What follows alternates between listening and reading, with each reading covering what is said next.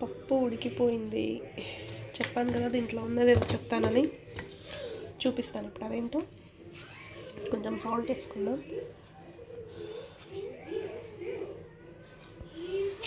Okay,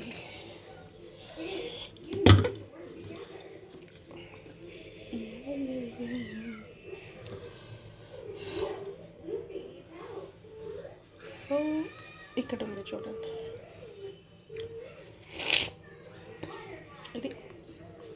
ఇదేంటంటే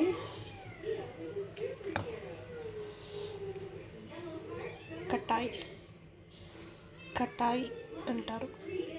కటాయి అంటే తెలుసా? సో కటాయి అంటే మ్యాంగోస్ని,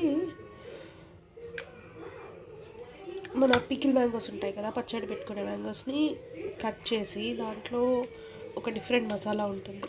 అది ఎక్కువ నార్త్ ఇండియన్ వాళ్ళు చేస్తారు. సో నాకు మా సిస్టర్ ఇచ్చింది అది. దాన్ని మసాలా పెట్టేసి వాళ్ళు మొత్తం ఎండబెడతారు. అన్నీ ఎండిపోయిన మ్యాంగో పీసెస్కి మసాలా యాడ్ చేసి, మనం పికిల్లానే ఇది డ్రై పికిల్లా ఉంటుంది, దాన్ని స్టోర్ చేసుకుంటారు.